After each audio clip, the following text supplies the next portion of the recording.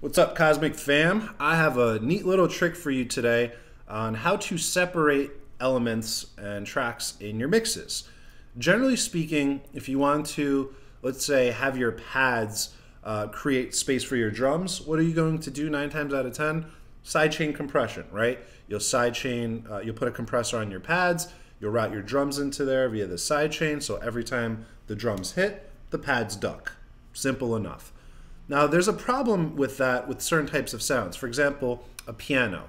If you sidechain compress a piano, a lot of times that pumping will happen right at the transient, right when the hammer is hitting the string, and you have this pretty piano sound that no longer sounds like a piano. So sometimes we need an alternative to sidechain compression, which brings me to this plugin right here called Trackspacer.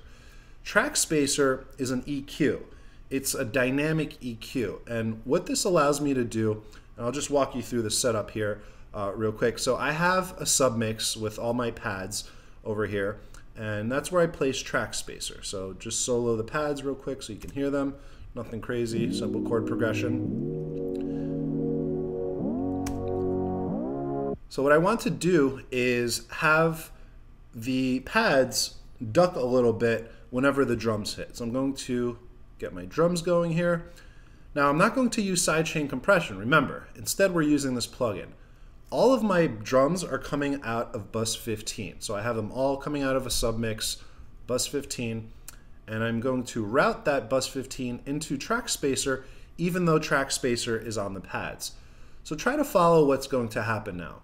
Whenever the kick hits, instead of the overall volume of all the pads ducking down, when the kick hits, this Trackspacer plugin is only going to suck out the frequencies that the kick is occupying. So for example, if you have a kick hitting at 80 Hertz, the Trackspacer plugin is going to create a cut at 80 Hertz on the pads right at that point in time.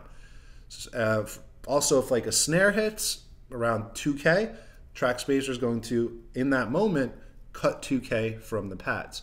So it's kind of like the feel of sidechain compression, but it's not exactly sidechain compression because you're not ducking the overall volume of the entire track. You're just removing the certain frequencies at that point in time, which gives you a lot of interesting sort of an organic feel. And I love using this as an alternative to sidechain compression, specifically on my submixes. So I'll usually do this on my pad or synth submixes, and I'll just add a little bit of this in relation to the drums, and it really works wonders. So I'm going to hit play.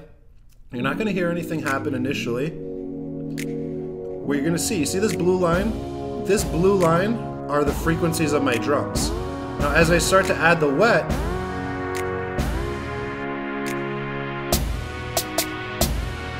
you see how the white line is ducking whenever the kick hits? It's applying the inverse EQ curve of what the drums are doing. So it creates this pumping effect, but again, it's a little different than sidechain compression in that it's only doing to the select frequencies it needs to clean up while leaving the remainder of the sound intact. So hope this helped you guys. It's a very, very effective technique, and I've been using it a lot lately. If you have any questions, pop them in the comments below, and until next time, see you later.